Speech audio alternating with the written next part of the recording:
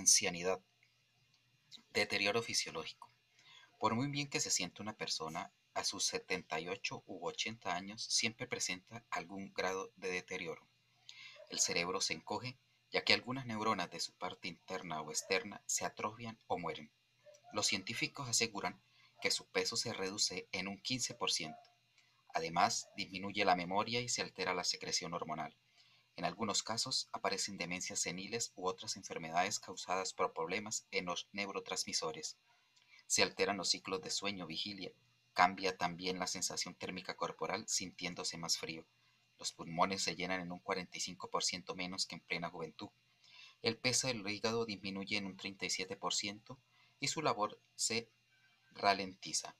Pueden aparecer trastornos endocrinos como la diabetes. Los huesos van perdiendo masa y se vuelven frágiles. Aumenta el riesgo de fractura. En las articulaciones aparecen artritis, artrosis y otras enfermedades degenerativas que provocan dolores y reducen la movilidad.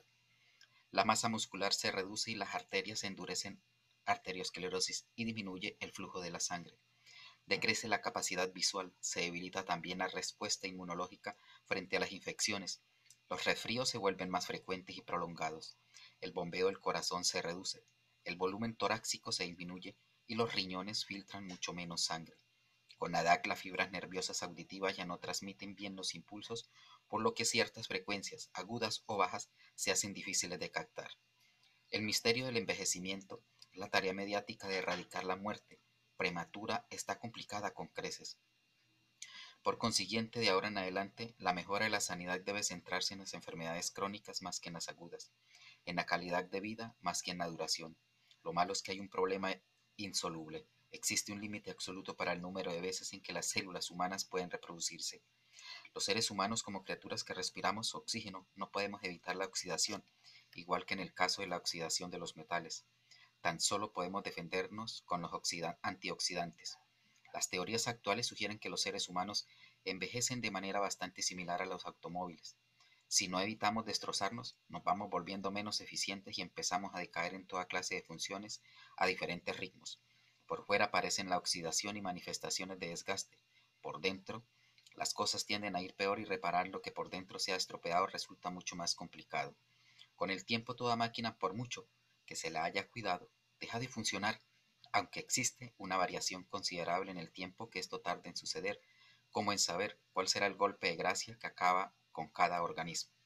En los seres humanos esta decadencia afecta directamente al aspecto fisiológico. Dentro de nuestros cuerpos siempre están teniendo lugar millones de reacciones moleculares. Cuando somos jóvenes, estas reacciones guardan un cierto equilibrio, pero el paso del tiempo parece reducir nuestra estabilidad química. Nos volvemos menos eficientes a la hora de regular nuestra temperatura, mantenernos hidratados.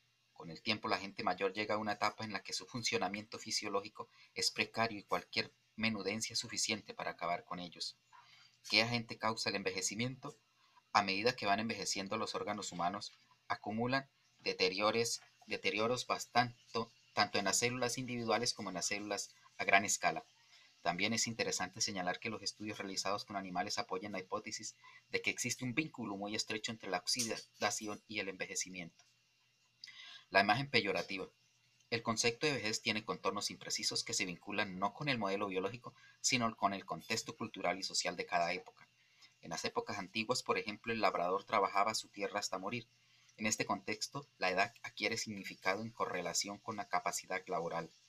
Es la cultura de cada sociedad la que determina quiénes han de ser considerados viejos y, por consiguiente, cuando las personas deben jubilarse, etapa que para la modernidad se ha convertido en un ritmo de iniciación para comenzar la era de la ancianidad. Otro de los parámetros utilizados para determinar la vejez es el aspecto físico. Una persona mayor, para nuestra sociedad, es alguien canoso, arrugado, semi-encorvado. En la modernidad, el anciano es un estorbo, una carga pesada para el Estado, marginado de la sociedad activa, una preocupación para los gobiernos. No fue así en los tiempos antiguos, en que el anciano no solo era una figura venerable, sino un pozo de sabiduría, el conductor nato del pueblo. En la historia de Israel, casi desde los primeros tiempos se consultaba a los ancianos para las decisiones importantes. Roma, en su época más gloriosa, la época republicana durante 5 siglos antes del imperio, fue gobernada por el Senado, sin olvidarnos que senator, senador en latín, significa anciano. La iglesia primitiva fue gobernada por los obispos y presbíteros, sin olvidarnos que presbítero en griego significa también anciano. La imagen peyorativa de la ancianidad ha sido generada por la medicina, que según sus parámetros y criterios, la vejez es un proceso imparable de deterioro progresivo, y esta imagen permanece vigente aún hoy día, creando mitos y confusiones sobre la salud mental de los mayores, y así frecuentemente el pueblo atribuye la senilidad a todos los ancianos sin distinción. Esta sí, la senilidad es patología. Según las estadísticas, un grave deterioro cerebral de la altura de la demencia senil se produciría entre 5 y 10% de las personas mayores de 65 años. Pero hay algo peor, ese mirar con compasión a los mayores no es principalmente efecto del análisis científico de la medicina, sino también y sobre todo resultado de ciertos rasgos culturales de nuestra época. Es obvio que a una sociedad cuya única obsesión es el placer y la eterna juventud, la presencia de ancianos, símbolo de la decadencia y de la muerte, le tiene que causar molestia y rechazo. Hay otro elemento que tiene que entrar en el análisis de la ancianidad moderna, utilidad-productividad. Bien sabemos que en nuestra cultura el valor del individuo radica en lo que hace, produce, gana. El retiro, dejar de trabajar, abandonar una ocupación definida puede convertirse en un momento traumático que provoque confusión y desconcierto, porque la mayor disponibilidad de tiempo que le confiere la jubilación casi no le sirve para nada desde el punto de vista de la productividad. No olvidemos que la jubilación se instituyó para dar un merecido descanso al ciudadano, pero en la mayoría de los casos es otro el resultado. El anciano, estamos pensando en el anciano urbano, pierde la autoestima y el contacto con la sociedad. Hoy día, con harta frecuencia, se les asigna a los mayores viviendas muy pequeñas donde viven en una gran soledad, no rara vez desconectados del núcleo familiar. Distinto es el caso del anciano rural, que sigue trabajando con un contacto cálido con toda la familia. Como la opinión pública juega con el concepto de inutilidad, cuando piensa en las personas mayores, los fondos que la sociedad les asigna para pensiones son muy escasos, de tal manera que los problemas de salud e invalidez no encuentran fácil solución.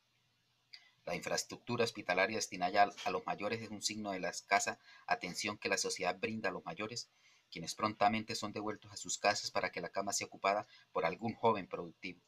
Así pues, las penurias que acompañan a los mayores no deben no se deben a la edad, sino a la forma como está estructurada la sociedad. Extractos del libro Las fuerzas de la decadencia del padre Ignacio Larrañaga.